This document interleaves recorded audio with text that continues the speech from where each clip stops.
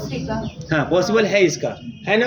और कितने ऑर्डर का होगा यह? 1x3 का। कैसे आइए देख लीजिए। मान लीजिए 1x2 का मतलब समझते हैं, A11 A12 हो गया, ये 1x2 का टाइप का। और 2x3 का मतलब है ना कुछ ऐसा ही, A11 A12 A13 A21 A22 A23। अब इसका मल्टीप्लिकेशन पॉसिबल है? यस पॉसिबल है। फर्स्ट रो को फर्स्ट कॉलम पे रखोगे देखो गुणा हो जाएगा, A11 का स्क्वायर है ना, और फिर प्लस का A12 A21, ऐसे ही ना। फिर इसका इसमें करेंगे, एक एलिमेंट फिर मिलेगा आपको यहाँ पे, बात समझ आई ना। फिर इसका इसमें करेंगे, एक एलिमेंट फिर यहाँ, बस काम खत्म, इतना ही है। 3 एलिमेंट मिल जाएंगे, तो एक ही रो मिलेगा और 3 कॉलम। मेरी बात समझ में आ रही है? तो 2 मैट्रिक्स का मल्टीप्लिकेशन के लिए ये चीज ध्यान रखना है, यहाँ सेम होना चाहिए। ये बहुत ध्यान है। पिछले साल एक ऐसा मल्टीप्लिकेशन जो क्वेश्चन पूछा था, है ना, 95% बच्चे धराशायी हो गए थे। इसलिए मैं इस पर थोड़ा सा मेरा दिमाग चला गया, मैं पूछ लिया आपसे कि इसमें कंफ्यूजन नहीं होना चाहिए। अगर 2 मैट्रिक्स का मल्टीप्लिकेशन कर रहा है तो आप पहले उनका आर्डर चेक कर देख लीजिए कितना है, और आर्डर ऐसे लिख दिया कीजिए। जब तक ये दोनों चीज़ें सेम नहीं होंगी तब तक मल्टीप्लिकेशन पॉसिबल नहीं होगा। बात समझ में आ रही है? और जो मल्टीप्लिकेशन पॉसिबल, अगर मान लीजिए सेम हो गई, मल्टीप्लिकेशन पॉसिबल होगा तो उसका ऑर्डर यही होगा, फर्स्ट और लास्ट। बात समझ में आ रही है ना? इसलिए मैंने करके आपको दिखाया कि आप करके इस चीज को देखिए। इसमें नहीं हुआ इसलिए क्योंकि यहाँ देखो सेम नहीं था, इसमें हो गया क्योंकि यहाँ देखो सेम था। तो ऑर्डर कितना हुआ? फर्स्ट और लास्ट, 1x3, और करके देखो 1x3 ही आया। तो ये बातें आपके दिमाग में होनी चाहिए। देखो है बहुत सीधी सी बात, छोटी सी बात है। आपको लगता था कि हमको मल्टीप्लिकेशन आता है, बहुत तेज है, हम लोग मल्टीप्लिकेशन कर लेते हैं, बट ये सब छोटी छोटी बातें ऐसे पूछे घुमा देता है, परेशान कर देता है। तो ये सब कुछ चीज़ें आपको आनी चाहिए, ठीक है ना। कोई दिक्कत नहीं मल्टीप्लिकेशन में। तो ऐसा कुछ आएगा तो बता लेंगे कि मल्टीप्लिकेशन हो पाएगा कि नहीं हो पाएगा। होगा तो उसका ऑर्डर कितना होगा। बस भाई ऐसे ऐसे मान लीजिए दे दिया, बोल दिया ए मैट्रिक्स बी मैट्रिक्स दोनों दे दिया, मतलब खुद लिख के 2x3 3x4 के 2 मैट्रिक्स दे दिया। अब बोल दिया कि what is the order of matrix A into B. अब कुछ पागल बैल की तरह लगेंगे गुणा करने, यही ना करेंगे, है ना। मैक्सिमम अगर बैलों की तरह तो यही ए इंटू बी करना चालू कर देंगे, रो बाई कॉलम गुणा करेंगे, जोड़ेंगे। अब इतना समय तो गया, नुकसान करेंगे आप वहाँ पे। आपको ये चीज़ नहीं करना है। अब लोग यही करेंगे गुणा करके उसका ऑर्डर चेक करेंगे, लेकिन ये नहीं करना है। अगर आपको ये चीज़ पता है कि जो भी मैट्रिक्स दिया ए है ना, उसका ऑर्डर क्या है, फिर उसको लिख लीजिए। ए जो ऑर्डर है उसको लिख दीजिए, उसको लिख दीजिए। वाले 2x3 हो गया। मैट्रिक्स बी दे दिया 3x4 ऑर्डर का, तो जो ए इंटू बी होगा उसको गुणा मत करिए, यहीं से बता दीजिए उसका ऑर्डर कितना होगा। कितना होगा उसका ऑर्डर? 2x4, उसका ऑर्डर हो जाएगा, काम खत्म। बस समझ आई ना। तो क्वेश्चन ऐसे ही सेट किए जाएंगे, याद रखिएगा। 100% आप ये दिमाग में बैठा लीजिए कि जब भी एमसीक्यू टाइप के क्वेश्चन बनते हैं, ऐसे क्वेश्चन जहाँ पे समय कम रहते हैं, क्वेश्चन ज़्यादा होते हैं, है ना। जैसे 120 मिनट में 75 क्वेश्चन बहुत हो गया। 75 क्वेश्चन लगाना मतलब बहुत बड़ी बात हो गई। लगा के बात करें तो 75 क्वेश्चन शायद आप लोग साल भर में लगाएंगे, क्या जी, है ना। सच्चाई यही है ना, साल भर लगा देंगे तब वो नहीं लगेगा, है ना। ये चीज़ है, मतलब लगा भी सकते हैं, ऐसी बात नहीं है, लेकिन बता रहा हूँ मैं आप लोगों को, है ना। तो कुछ ना कुछ कमी रही जाती है। तो अभी जब 10-12 क्वेश्चन आते हैं तब तो मुँह बनाई देते हैं आप लोग, है ना। 5 ठो आपको कंपलसरी करना है, वेरी शार्ट, है ना। 5 ठो आपको शार्ट करना है, 2 ठो लॉन्ग करना है। इतने में उलझ जाते हैं कुछ लोग, है ना, सरेंडर बोल जाते हैं। तो अभी 75 क्वेश्चन तो बहुत बड़ी बात हो गई ना। तो ये चीज़ें ध्यान रखनी। तो इसलिए जब भी ऐसे क्वेश्चन, नंबर ऑफ क्वेश्चन जहाँ ज़्यादा होते हैं, किसी भी कंपटीशन एग्जाम में बैठेंगे आप, नंबर ऑफ क्वेश्चन एमसीक्यू वाले पूछा था ज़्यादा होते हैं, याद रखिएगा। हर एक क्वेश्चन इस तरीके से सेट किया जाता है ताकि वो बिना लगाए आसानी से सॉल्व हो जाए। वो पक्का उसी तरीके से सेट किए रहते हैं, है ना। अब कुछ लोग को अगर ध्यान नहीं रहता तो बैलों की तरह करते हैं, और दोनों तरीका उसका होता है। बैलों की तरह भी सॉल्व कीजिए, वो भी आप पॉसिबल है। और अगर आप तेज हैं, आप समझदार हैं, आपने चीज़ों को देखा है, तो आप कैसे आसानी से बता सकते हैं, ये भी दोनों चीज़ें पॉसिबल हैं। तो आपको दोनों चीज़ों को फोकस करके रखना है, बात समझ में आ रही है, और समय के अकॉर्डिंग चीज़ें चलनी है। तो ये चीज़ें ध्यान रखिएगा। ऐसे क्वेश्चन सेट कर दिया तो यानी कि ए इंटू बी करने चालू कर दे, बाद में ऑर्डर बताने जाए, नहीं।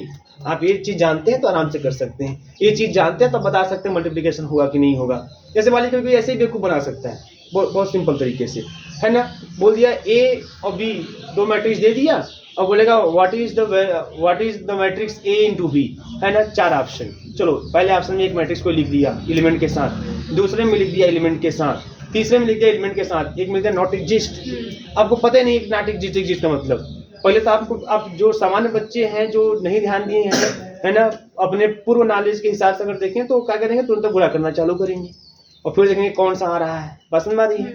अगर आपने चीज़ों को जाना है एक्चुअल में तो आप तुरंत पहले पता करें कि एग्जिस्ट नॉट एग्जिस्ट देखिए, इसका मतलब पहले हो सकता है भी एग्जिस्ट हो सकता ना करे, तो इस तरह से तो सेट ऐसे ही करेगा कि एग्जिस्ट नहीं करेगा, करेगा ऐसा कुछ करके, या आसानी से उसका इन्वर्स निकाला जा सकेगा ऐसा करके, या आसानी से उसका मल्टीप्लिकेशन निकाला जा सकेगा ऐसा ही कुछ देगा आपको। आपको वहाँ कैलकुलेशन करने के लिए नहीं देता है, तो वो सामने वाला तो जानता है कि कहाँ से 75 क्वेश्चन लग जाएगा, वो लगा लेगा, खुद नहीं लगा पाएगा। बात समझ में आ रही है ना? तो इसलिए चीज़ें ध्यान देनी होती है हमको।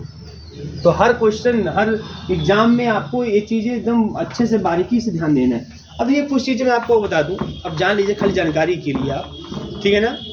जैसे आइडेम्पोटेंट मैट्रिक्स क्या होता है, आइडेम्पोटेंट मैट्रिक्स,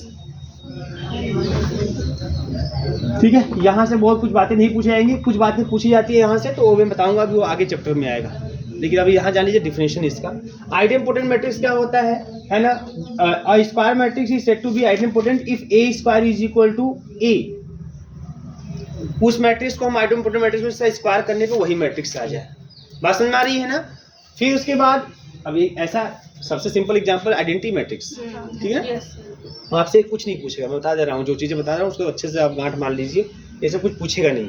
हाँ, कुछ चीज़ें इससे पूछी जाएंगी, वो जहाँ पूछी जाएंगी वहाँ मैं बताऊँगा, एकदम सीधे सीधे बताएंगे, आपकी यही आंसर आएगा और सीधे याद भी हो जाएगा कि कैसे याद करना चीज़ों को, ठीक है। इन्वोल्यूटरी मैट्रिक्स, जो चीज़ मैं कर पाऊँगा वही चीज़ आपको बताऊँगा, मैं साफ साफ बता दे रहा हूँ, है ना। मतलब पेपर बनाने वाला जब पेपर बनाता है तो वो चीज़ देखता है कि क्या मैं कर पाऊँगा कि नहीं कर पाऊँगा, कि झूठे में दे दे रहा हूँ, मैं खुद नहीं कर पाऊँगा, बच्चों को दे दूँगी नहीं तुम 75 क्वेश्चन सॉल्व करो, ऐसा नहीं होता है, ठीक है। इन्वोल्यूटरी मैट्रिक्स, आप निश्चिंत रहिएगा, आपको 75 क्वेश्चन दिया जाएगा तो 75 क्वेश्चन विद इन टाइम करने लायक भी क्वेश्चन रहेगा। इसमें A square is equal to identity, बात समझ में आ रही है। इसका स्क्वायर करने पे क्या आ जाए, आपका आइडेंटिटी आ जाए, ठीक है ना। फिर उसके बाद हमारे पास आता है सिंगुलर मैट्रिक्स। ये सब बहुत छोटी सी बातें हैं। सिंगुलर मैट्रिक्स ऐसा मैट्रिक्स है डिटर्मिनेंट लेने पर आपको मिल जाए 0, वो सिंगुलर मैट्रिक्स होता है। बात समझ में आ रही है ना। Non singular matrix, non singular matrix, इसका डिटर्मिनेंट जो होता है ये नॉट इक्वल 0 होता है। जिस मैट्रिक्स का डिटर्मिनेंट नॉट इक्वल 0 उसे नॉन सिंगुलर मैट्रिक्स कहते हैं। बात समझ में आ रही है। उसके बाद होता है आपका ट्रायंगुलर मैट्रिक्स, इसको बहुत ध्यान से पहले समझिएगा। ट्रायंगुलर मैट्रिक्स आपको लिखना होगा, डिफिनेशन तो किताब से लिख लीजिएगा, सब डिफिनेशन दिया भी है किताब में, ऐसी बात नहीं है ना। लेकिन मुझे लग रहा है कोई ज़रूरत नहीं, इसलिए मैं नहीं लिखा रहा हूँ, ठीक है ना। ट्रायंगुलर मैट्रिक्स ये 2 टाइप का होता है। हाँ, अपर ट्रायंगुलर मैट्रिक्स, नीचे होता है अपर ट्रायंगुलर मैट्रिक्स और लोअर ट्रायंगुलर मैट्रिक्स। इनको बहुत ध्यान से समझना, इसका यूज करेंगे हम। अपर ट्रायंगुलर मैट्रिक्स और लोअर ट्रायंगुलर मैट्रिक्स। जो अपर ट्रायंगुलर मैट्रिक्स होते हैं ना, उनके डायगोनल के नीचे के सभी एलिमेंट 0 होते हैं। जैसे मान लीजिए 3x3 का मैट्रिक्स मैंने ले लिया, है ना, तो यहाँ पे कुछ भी, ऐसे मान लीजिए यहाँ 1 0 2 कुछ भी लिखो, कोई फर्क नहीं पड़ता, है ना। यहाँ पे कुछ भी लिखो, है ना, कोई फर्क नहीं पड़ता। लेकिन हाँ, इस डायगोनल के नीचे के सभी एलिमेंट 0 होने चाहिए।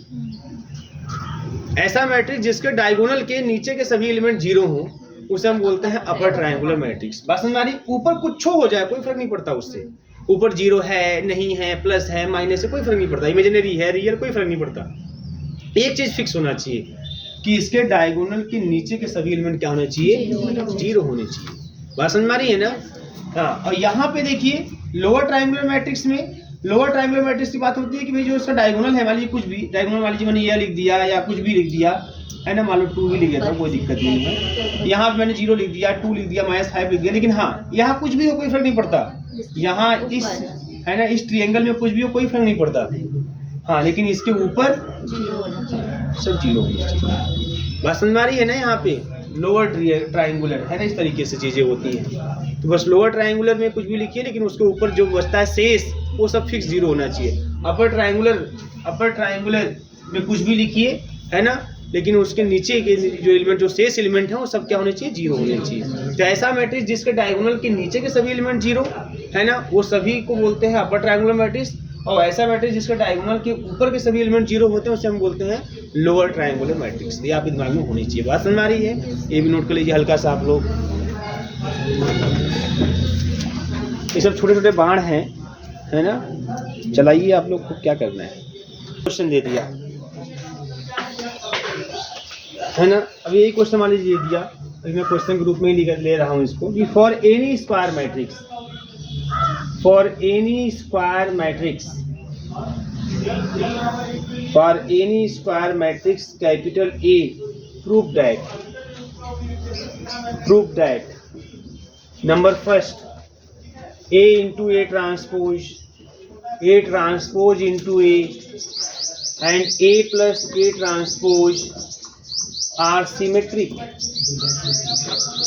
ये सिमेट्रिक होता है। Second, A minus A transpose is skew symmetric। Skew symmetric. मालूम इसमें क्या होगा? इसमें ऐसे बोल देगा कि एक मैट्रिक्स ए है, वैसे बोल देगा कि फॉर एनी मैट्रिक्स ए, है ना? For any matrix A. अब आपको चार ऑप्शन दे दिया कि A into A transpose is symmetric, A into A transpose is skew symmetric. बात समझ में आ रही है ना? ऐसे करके लिख देगा A minus A transpose is symmetric. बात समझ में आ रही है ना? और A plus A transpose is skew symmetric, ऐसा करके दे देगा। तो बोलेगा कि which of the following is true, कौन सा ट्रू है, सही है। तो आप जब जानेंगे चीज़ों को तब न बता पाएंगे कि ये होता है कि नहीं होता है। आप कैसे बताएंगे कि होता है? जैसे मान लीजिए बोल दे कि फॉर मैट्रिक्स ए, है ना, A into A transpose is symmetric, तो अब ये सही कि नहीं सही कैसे पता करेंगे? बहुत सिंपल तरीका है ना? जब जिसको भी मुझे सिमेट्रिक चेक करना होता है, मैंने क्या बताया था बेटा, उसका ट्रांसपोज ले लेते हैं, बस कुछ नहीं करना है। तो पहला हमको सिमेट्रिक चेक करना है, सिमेट्रिक होता है कि नहीं, उसका ट्रांसपोज ले लीजिए। ऐसा कुछ भी देगा, आप बोलेगा सेंटेंस में दे दिया कि सिमेट्रिक है, ट्रांसपोज लेके देखिए वही आ रहा है कि नहीं आ रहा है। सेंटेंस में दे दिया स्क्यू सिमेट्रिक है, ट्रांसपोज लेके देखिए वही आ रहा है कि नहीं आ रहा है विथ नेगेटिव साइन। बस यही चीज देखना है। ऐसा ट्रांसपोज ले लीजिए। कैसे काम करेगा ट्रांसपोज, है ना? तो जब ट्रांसपोज दोनों पे लग जाएगा, ए ट्रांसपोज और ए ट्रांसपोज का ट्रांसपोज, है ना, तो आपको क्या मिल जाएगा? आपको ए आ जाएगा। एक चीज और बेटा यहाँ पे, ए इंटू ए ट्रांसपोज, है ना, मल्टीप्लाई नहीं, ठीक है।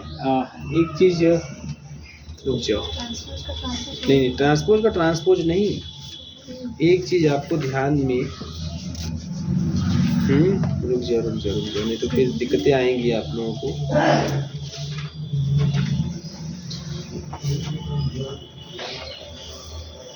देखो ये चीज आपको ध्यान रखना है कि जो ए इंटू ए ट्रांसपोज होता है और ए ट्रांसपोज इंटू ए होता है ना, यह इन जनरल ये आपका नॉट इक्वल होता है। इन जनरल समझते हैं, मतलब कि, है ना, जरूरी नहीं कि दोनों सेम ही हो भी सकते हैं और नहीं। अब जानते हैं मैट्रिक्स का मल्टीप्लिकेशन, मैट्रिक्स का जो मल्टीप्लिकेशन होता है ना, वो कम्यूटेटिव नहीं होता, ठीक है ना, कम्यूटेटिव नहीं होता। इसका मतलब ये भी याद रखिएगा कि कभी कभी इसे मल्टीप्लाई करने बराबर मिल भी सकता है, बट एक्चुअल में कम्यूटेटिव नहीं होता। इसका मतलब यह है कि आप गारंटी के साथ नहीं कह सकते कि नहीं मल्टीप्लाई करेंगे तो दोनों सेम ही आएंगे, मतलब A into B is equal to B into A आएगा, एक कन्फर्म नहीं है ना, निश्चित है कुछ केस में फेल कर जाता है ना, इसलिए बोलते हैं कम्यूटेटिव नहीं होता। तो इन जनरल इस आपका इक्वल नहीं होता है, नॉट इक्वल होता है। बात समझ में आ रही है? तो यहाँ पे देखो एक चीज़ ध्यान देना, आप कैसे इस चीज़ को आप लगाओगे, ये चीज़ आप बहुत अच्छे से समझिएगा कैसे आप लगाएंगे कि ए और ए स्क्वायर मैट्रिक्स ए आपको बोलना है सिमेट्रिक है, तो इसको आप रिवर्स ऑर्डर में ऑपरेट करिएगा, रिवर्स ऑर्डर में ऑपरेट करिएगा। बात समझ आ रही? मतलब पहले ट्रांसपोज इस पर लीजिएगा, है ना, और फिर उसके बाद ए, जैसे आपने पढ़ा ना ए बी का inverse B inverse A inverse, उसी तरीके से इसको भी ऑपरेट करिएगा, तब आपको सही रिजल्ट सही तरीके से आएंगे, बट कंफ्यूज हो जाएंगे, बता दे रहे हैं। ऐसे करिएगा। अब देखो यहाँ से क्या मिल जाएगा, अच्छा ए ट्रांसपोज, ठीक है ना, तो यहाँ से ए ट्रांसपोज का ट्रांसपोज ए और फिर ए ट्रांसपोज, मतलब वही मैट्रिक्स आपको पुनः मिल गया, यही वाला मैट्रिक्स मिल गया ना यहाँ पे। इसका मतलब ये क्या है? सिमेट्रिक। इसका मतलब ये हो गया आपका सिमेट्रिक, ये सिमेट्रिक हो गया। इसके बाद दूसरे की बात करूं मैं, ए ट्रांसपोज और ए, है ना, इंटू वाला ऐसे ही लगाइएगा, मतलब रिवर्स ऑर्डर में इंटू वाला। अब लगाइए, पहले इस पर लगाएंगे ए ट्रांसपोज, फिर दूसरे पे ए ट्रांसपोज का ट्रांसपोज, तो यहाँ से क्या मिल जाएगा? ए ट्रांसपोज और ए, मतलब फिर आपको देखो यही वाला मिल गया, है ना। इसका मतलब अब ए भी सिमेट्रिक ही है हमारा, ए भी सिमेट्रिक ही है, ठीक है ना। फिर तीसरा ऐसे चेक करना होता है, मान लीजिए ऑप्शन में यहाँ तो मान लीजिए दिया ही उतना इबे करेगा, ए प्लस ए ट्रांसपोज, है ना। अब इसको देखना है सिमेट्री ट्रांसपोज। अब प्लस वाले में रिवर्स ऑर्डर में नहीं लेगा, इनटू रहेगा तब रिवर्स ऑर्डर में। हाँ, इनटू वाला केस है, बात समझ में आई ना, है ना। प्लस वाले में आप एकदम बारी बारी से लगाएंगे, तो ए के ऊपर ट्रांसपोज, बात समझ में आ रही ना। और फिर प्लस का ए ट्रांसपोज का ट्रांसपोज, तो क्या मिल जाएगा, ए ट्रांसपोज और प्लस का ए। और आप बेटा एक चीज अच्छे से जानते हो कि जो आपका मैट्रिक्स होता है ना, मैट्रिक्स कम्यूटेटिव लॉ होल्ड करता है with respect to addition. Addition में होल्ड करता है, मतलब ए प्लस बी करो चाहे बी प्लस ए करो, आपको सेम मैट्रिक्स मिलेगा। इनटू में नहीं करता, इसीलिए इनटू में आप रिवर्स ऑर्डर में लगाइएगा, याद रखेंगे हमेशा, है ना। लेकिन प्लस वाले में है ना वो करता है, इसलिए कोई दिक्कत नहीं है, आप आराम से है ना कंटिन्यू करिए। तो यहाँ पे मिल जाएगा आपको ए प्लस ए ट्रांसपोज भी, इसको आप लिख सकते हैं। इसका मतलब ये भी क्या हो गया हमारा, सिमेट्री। ये भी क्या हो गया, सिमेट्री। अभी चौथा ऑप्शन अगर हम देखें हम लोग यहाँ पे, चौथा वाला ऑप्शन का क्वेश्चन के रूप में, ए माइनस ए ट्रांसपोज को स्क्यू सिमेट्री है, तो होता है, एक्चुअल में होता है। ट्रांसपोज लेके देखिए क्या होता है, बारी बारी से लगाइए। पहले ए ट्रांसपोज पहले पे, दूसरे पे ए ट्रांसपोज का ट्रांसपोज, तो यहाँ से क्या मिल जाएगा, ए ट्रांसपोज और माइनस का ए, माइनस कॉमन कर लीजिए, ए माइनस ए ट्रांसपोज, वही मिल गया लेकिन निगेटिव साइन के साथ। इसका मतलब ये क्या है आपका, स्क्यू सिमेट्री। तो ये भी आपको पता करने आना चाहिए कि कैसे, अगर ऐसे कोई मैट्रिक्स दे देगा तो उसका सम मल्टीप्लिकेशन ऐसा करके वो सिमेट्रिक है कि नहीं है, स्क्यू सिमेट्रिक है कि नहीं है, तो ऐसे ही करना होता है, आपको चेक करना होता है। ऐसे चेक कर लेंगे आसानी से, नोट कर लीजिए इसे आप।